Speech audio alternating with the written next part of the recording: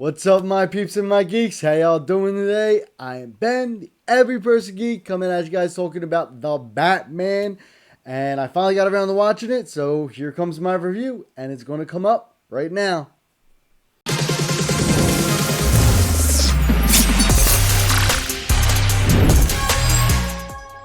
Alright, so I'm going to just start this off by saying I've been seeing a lot of hate for this movie on a lot of Facebook forums and stuff like that. Just people not liking the Robert Pattinson Batman, thinking it's way too slow, not enough action.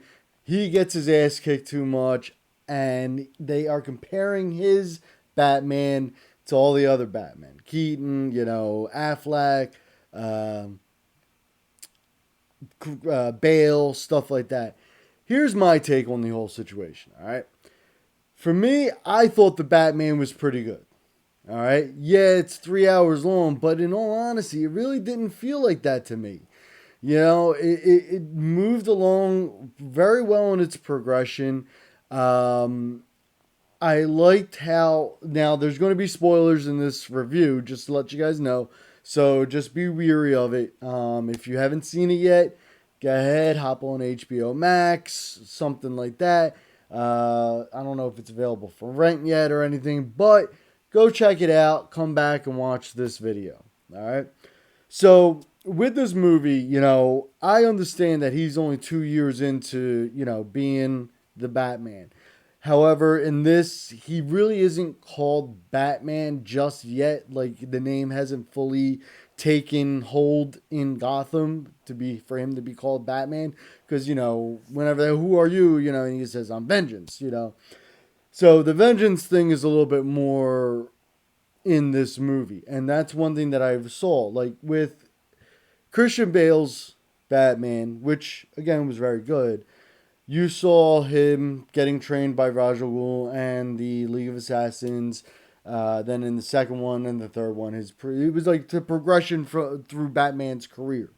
This one, I think they were going for a lot more of a realistic Batman, not something that you see with Ben Affleck, already being the Batman for a long time, kicking ass in the warehouse, or even meeting Superman or Wonder Woman, Flash. He's his own element, and he's still very not over his parents' death in this movie.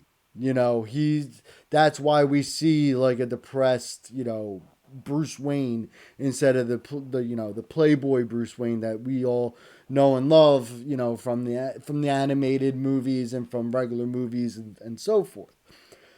So with this movie, again, I think it's more of a realistic take on it. Like, toward the end of the movie, he realized that he can't be just vengeance, and he's being vengeful for the wrong reason. Like, he was doing it for his parents, where he found out that his parents weren't like angels and stuff like that. Like he originally believed in what Alfred led him to believe. Yes, Alfred wasn't really in this Batman. He had maybe one or two scenes or something like that with the Robert Pattinson, which again we established that Alfred was the one that was training Bruce how to be Batman.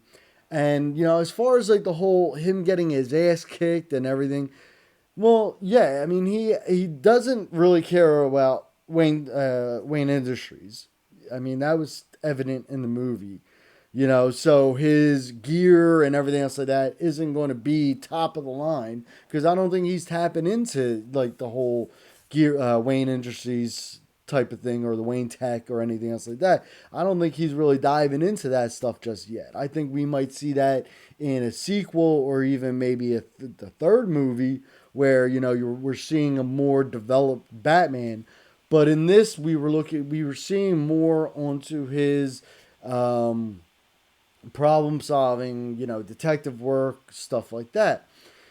With that whole detective work stuff, yeah, he's going to be wrong. Again, he's just starting out. It's not like uh, he wasn't really caring too much about, the whole aspect of, you know, how could I put this?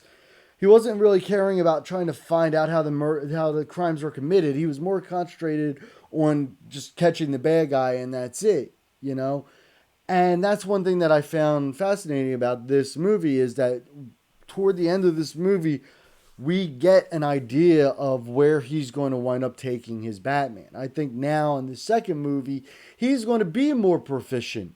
He's going to be more of a playboy Bruce Wayne, because he knows he's going to have to keep the two characters separate. He's going to have his Bruce Wayne life and he's got to have the Batman life, to take people off of thinking that Bruce Wayne is Batman, especially when you look at the technology that Batman will eventually employ in his, in what he's doing. So with this movie, like Catwoman was great. I think Zoe Kravitz did a wonderful job. Colin Farrell as Penguin, again, phenomenal. If they do carry out with giving the Penguin his own series, I mean that's great. I think his character was a little bit comedic, but yet still a great character. He wasn't Commissioner Gordon yet in this, but Gordon was really good. The Riddler, it wasn't our normal Riddler that we've seen in the animated or the one with Val Kilmer, or in the comics or stuff like that. But this Riddler was its own creation, Matt Reeves' own creation, and I think the way they did this Riddler was kind of cool. They gave him that like everyone's been saying, the Zodiac killer type of feel, a little bit more menacing and less childlike, which again I think is cool.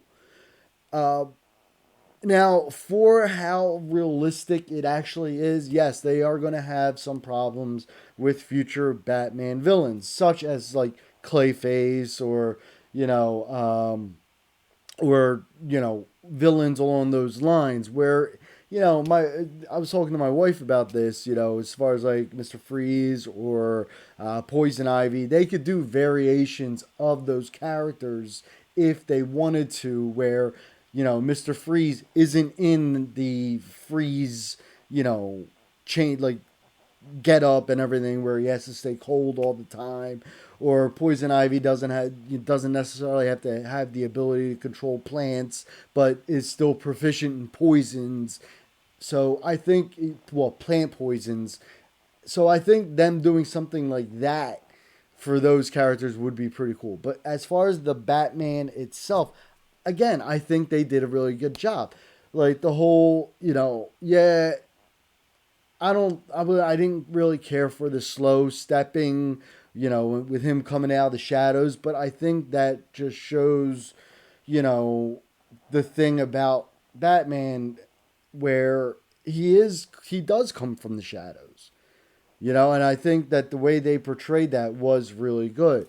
With him slow walking and, you hear the boots hitting the ground. And again, he's not perfected his suit. That is not the final result, So I think, I don't know. I like I said, I really enjoyed the movie. I think they did. Wow, that's creasing. Sorry. I think they did a really good job with it. I think Matt Reeves, if they were going to wind up doing a trilogy or even, I don't know what they call four movies, maybe a quadrilogy, I don't know. But if they wind up going into creating their own Batverse and Bat universe for Matt Reeves, I think it's, they're off to a pretty good start. I like I said, I thoroughly enjoyed watching that at home, because I watched it on HBO Max, last Monday when it was first released. And both me and my wife, we thoroughly enjoyed it. And actually, my stepchildren also saw it, and they thoroughly enjoyed it also. They thought that, it was very well done, and they didn't find it boring or anything else like that. So, yeah, I mean, go check it out. See for yourself. Come up with your own opinions. And please, don't try to compare it to, like, Keaton or Affleck or Bale. It's its own Batman movie. You know, that's how you guys got to. Well, that's how I believe people should look at this stuff is as their own movies. Like even for me with Man of Steel. Granted, I think it's a great superhero film. Do I think it's a great Superman movie? No, but I'm not going to compare it to the Christopher Reeve or Brandon Roth or even um, specifically compare it to Superman and Lois. Now, what I do say is I wish they would do a Superman along those lines. You know what I mean? But I don't say that that movie was awful or anything else like that. The movie was good in its own way. Okay, and this is how I feel about The Batman. The Batman was a good movie in its own way. I'm not comparing it to Ben Affleck. I'm not comparing it to Christian Bale. I'm not comparing it to Keaton, Kilmer, or Clooney. I'm just saying that the Batman, the movie, was good as long as you take it as that, as its own Batman, not him starting out, like literally starting out. You know, where he's still, according to this plot line, he still believed that his parents were good and, you know, and they died unjustly and, you know, he wants vengeance for that death and everything. Whereas toward the end of the movie, he realized that they weren't angels and he needed to become something better for Gotham in order for them. He knew that he had to inspire Gotham in a hero. And that's what he was doing toward the end of that movie. And I think they did a really good job. And I think in the sequel, we're going to see, like I said, a better Bruce Wayne, a better Batman, because I think they might wind up time jumping with this. Maybe 2 years, maybe 4 years, but I think there's going to be a little bit of a jump. However, I am not impressed with the Joker. Just saying, I don't like the whole face that the Joker had and everything. The Joker's face wasn't that great. But regardless, this is my own opinion. This is my own review on it. This is my own thoughts. If you guys or gals or people disagree with what I'm saying, do not feel that it was a good movie. I'd love to hear in the description below. I know a lot of people are going to sit there and say it wasn't great. And you know what? If that's how you feel, you have every right to feel that way. However, again, you can't really compare it to the other Batman.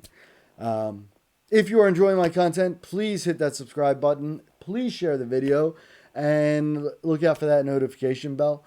If you like this video, please hit that like button. And as always, my geeks and peeps, may the odds ever be in your favor. Good luck to you. Thanks for watching and have a good one.